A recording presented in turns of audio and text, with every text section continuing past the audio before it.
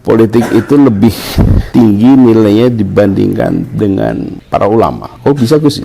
Kalau ulama kan mengajarkan kebaikan-kebaikan kan udah selesai, udah terbatas. Tapi kalau kita di politik, kita mengeluarkan kebijakan politik yang pro rakyat, bisa menyelamatkan, bisa menolong ribuan jutaan orang.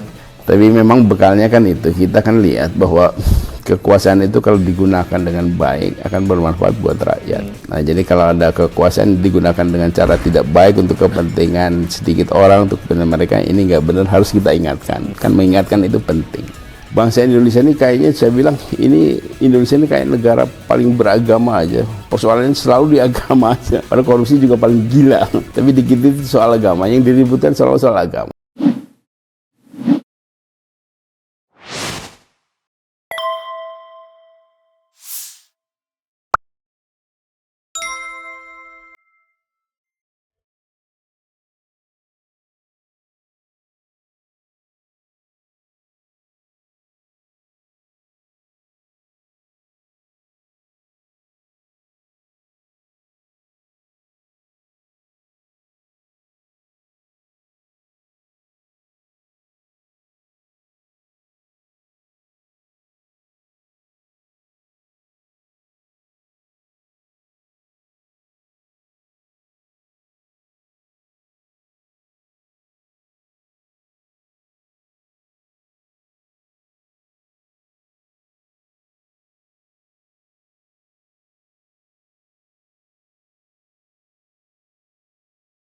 Saya di kami itu sebagai ketua komite eksekutif, pimpinan yang lebih tingginya itu ada 3 presidium, Jenderal Gatot Nurmantio, kemudian ada Prof. Din Samsudin, kemudian ada sahabat saya NU Sejati, Profesor Rahmat Wahab Hasbullah.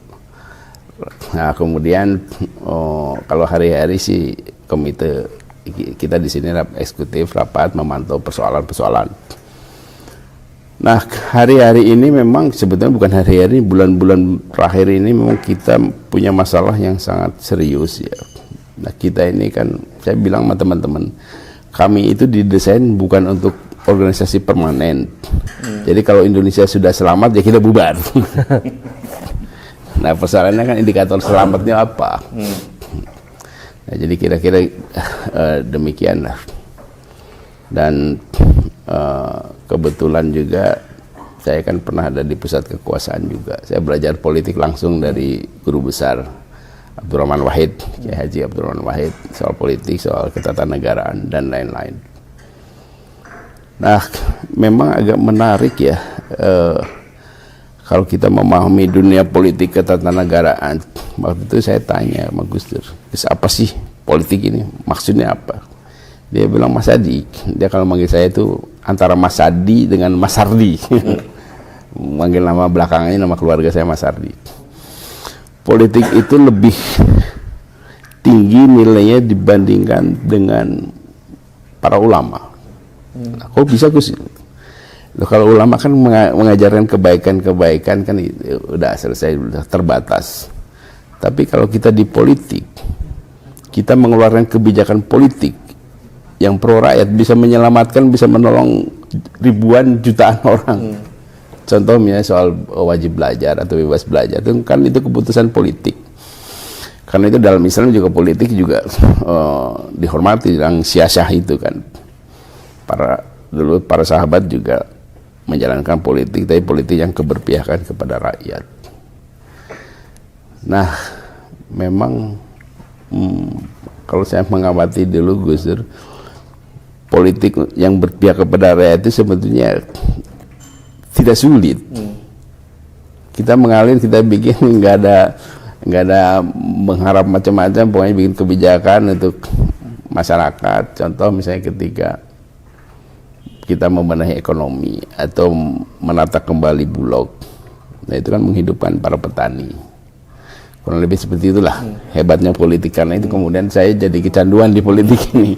Setelah Gus Dur dilengsarkan, kemudian saya tetap di politik, tapi berbeda. Kalau dulu ya di istana, sekarang saya di jalanan mengkritik istana. Mengkritik bekas kalau dulu bagian kantor. dari istana, sekarang mengkritik istana. Tapi memang bekalnya kan itu, kita kan lihat bahwa kekuasaan itu kalau digunakan dengan baik akan bermanfaat buat rakyat. Nah, jadi kalau ada kekuasaan digunakan dengan cara tidak baik untuk kepentingan sedikit orang, untuk kepentingan mereka, ini nggak benar, harus kita ingatkan. Kan mengingatkan itu penting. Jadi sejak 2002 itu saya bersama Bang Rizal Ramli, bersama teman-teman aktivis, saya lebih banyak menjadi orang gerakan lah. Pernah juga bersama teman-teman membuat gerakan Indonesia Bersih. Waktu cicak buaya dengan KPK, kita backup KPK sampai kemudian menang. Nah, jadi happy aja gini, menarik. Kita melawan korupsi dan lumayan lah hasilnya ada. Nah, kemudian habis itu kita tetap mengkritisi pemerintah. Nah, lama-lama kan orang juga melihat apa sih di masa di tiap pemerintahan dikritik, jangan Megawati dikritik, SBY mengkritik, sekarang ini jangan Jokowi mengkritik juga. Sampai di rumah juga orang lihat ini apa sih pengkritik. Anak saya juga pernah bertanya begitu. Tapi saya bilang tugas kita kan, tugas saya itu mengkritisi memang. Kemudian ada yang bilang tapi kan udah bertahun-tahun kan nggak ada perubahan. Nah, itu pertanyaan yang klasik dan memang harus kita jawab kalau ada orang bertanya begitu. Saya bilang ya tugas kita mengkritik perkara bahwa orang itu berubah atau tidak, pemerintah itu berubah atau tidak bukan keputusan kita. Nah, itulah sebabnya saya bilang pada teman-teman, kalau kita digerakkan itu, kita gunakanlah filosofi muazin. Waktunya zuhur azan, waktunya asar azan, waktunya maghrib azan. Buat azan kita kemudian orang-orang enggak sembahyang kan bukan urusan kita. Yang penting tugas kita azan sudah kita tunaikan sebagai muazin. Nah, tapi kan yang penting saya bilang muazin itu kalau azan ada yang sholat atau tidak ada yang sholat, sekampung tetap dapat pahala. Kan itu Ustaz. Nah, kira-kira itulah. Dan sekarang ini ada hal yang menarik dari situasi masyarakat ya, yang mulai bangkit, memahami. Jadi dulu kan kami itu 2 tahun lalu muncul ini kan karena melihat masyarakat terutama kalangan intelektual, kampus-kampus, partai-partai politik dan banyak orang itu tidak berani mengkritik karena takut dibully, takut dikriminalisasi dan lain-lain. Nah, kalau negara dengan masyarakat seperti itu ini berbahaya. Kemudian Koalisi Aksi Menyelamatkan Indonesia sebagai gerakan moral dibikin, kemudian kita kampanye bahwa mengkritisi pemerintahan, mengkritisi kekuasaan itu asal dengan cara yang berbasis konstitusi nggak ada masalah. Dan kita buktikan bahwa kemudian ada teman-teman di kami yang ditangkap itu seperti Saganda, Jumhur, Anton Permana, yaitu bagian dari romantika perjuangan. Toh nggak lama juga, tapi yang penting kan artinya nggak membuat kapok ya Bang ya? Memang tidak membuat kapok. Tujuan kita kan mengajak orang untuk berpikir kritis juga. Karena kalau masyarakat tidak kritis, daya kritisnya rendah, itu membuat bangsa makin terpuruk. Dan kekuasaan kalau menyimpangnya makin jauh. Dan alhamdulillah ini tanpa kita minta, tanpa kita provokasi dan lain-lain, teman kampus-kampus kan sekarang mulai bangkit juga, kritis juga. Yang saya dengar kan besok itu tanggal 19 juga mau ada aksi besar-besar di banyak kota. Kayak gitulah. Tema apa Bang yang akan dilakukan di aksi-aksi? Saya nggak mengikuti ya, saya mengikuti pemberitaan aja bahwa kampus mahasiswa bergerak mengkritisi. Ini sebetulnya ya saya dulu waktu di sana berhadapan dengan mahasiswa juga mengkritisi. Nah, ini yang menarik. Ketika aksi-aksi bahkan sampai ke pagar istana. Itu saya masih ingat dulu sidang kabinet. Ada mau aksi besar. Kemudian ada kiai telepon saya. Mas Adi, saya mau dikirim hujan nggak? Ya ini saya nggak tahu dari Jawa Tengah atau Jawa Timur. Saya lapor sama Gus Dur, Gus, Ini ada tawaran kita mau hujan nggak biar yang demo itu bubar. Gus Dur bilang janganlah, biarin aja. Kita pengen lihat berapa sih jumlahnya anak-anak yang kritis itu, biarin aja, itu kan bagian dari kehidupan mahasiswa kritis. Udah saya sampaikan lagi, Kiai Gus Dur nggak mau kayak gitu. Nah bahkan waktu itu kalau kita buka lagi lembaran sejarah misalnya, hampir boleh dibilang nggak ada sama sekali mahasiswa yang demo kemudian digebukin, ditangkap, nggak ada. Kenapa nggak ada? Kenapa baik-baik aja meskipun demonya banyak juga yang agak menghina Gus Dur ya? Karena kita dari istana tidak pernah menginstruksikan kepada kepolisian, kepada Kapolri, kepada Kapolda untuk menindak mahasiswa. Nah jadi harus diingat nih. Zaman Gus Dur ya Bang ya? Bukan zaman Gus Dur aja. Sebetulnya kalau tidak ada perintah dari istana untuk melakukan represi, untuk menangkapi demo, polisi juga baik-baik aja. Jadi saya bisa pastikan kalau ada kekerasan terhadap demonstran, itu kemungkinan besar sudah ada perintah dari istana. Gak mungkin lah polisi berhadapan kemudian gebukin atau nangkepin mahasiswa, kan ini saudara mereka juga. Kalau tidak atas perintah. Nah ini saya ingatkan kembali ya kepada kepolisian juga, kepada teman-teman yang sekarang ada di pusat kekuasaan di sana, janganlah merintahkan polisi untuk bertindak keras represi kepada mahasiswa, kepada masyarakat yang demo. Tampung aja, dengerin aja. Mereka kan hanya ingin didengar, dan buktinya kita dulu nggak ngapain, nggak nangkepin, kan nggak ada masalah.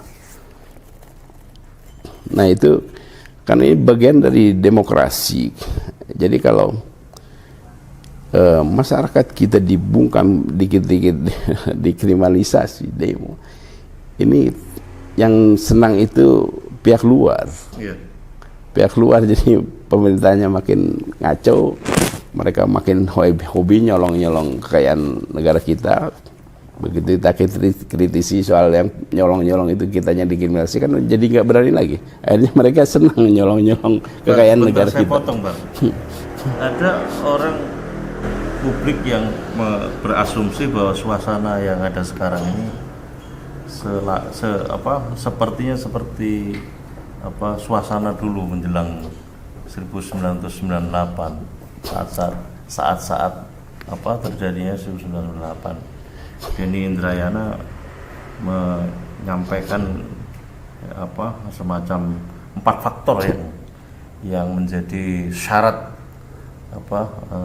terjadinya sebuah perubahan ke arah sebuah perubahan yang lebih mendasar, lebih komprehensif. Seperti apa sebenarnya pencermatan kami sendiri terhadap persoalan yang sekarang ini berkembang, terutama eskalasi menuju ke kontestasi politik 2024, dan kemungkinan apa yang dilihat oleh kami sendiri? Nah, kami itu kan muncul karena melihat problematika bangsa ini jauh lebih kompleks dibandingkan 98. Mungkin lebih tepat gabungan dari 66 dan 98 lah. 66-nya itu kan kohesi sosialnya, ketika masyarakat terpecah belah, mudah diadu domba soal agama, soal etnis dan lain-lain. Saya waktu kejadian 65 itu kan saya masih balita ya, 5 tahunan, tapi memori saya masih apa. Bagaimana dulu orang politik saling hina menghina, ada masjid, orang pawai di masjid ditunggingin gitu kan. Itu yang PKI Pemuda Rakyat. Nah kondisi seperti yang saya pernah alami itu terjadi hari ini sekarang juga. Bangsa Indonesia ini kayaknya, saya bilang ini Indonesia ini kayak negara paling beragama aja. Persoalannya selalu di agama aja. Padahal korupsi juga paling gila.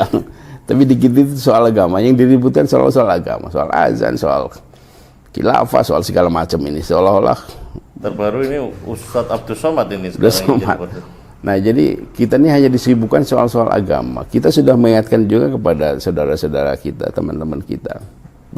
Udahlah, kita cuekin aja kalau orang ngomong soal agama, jangan kita tanggapi. Memang kita sakit hati agama kita dihina, tapi kan mereka maunya kita bereaksi ketika kita disinggung soal agama.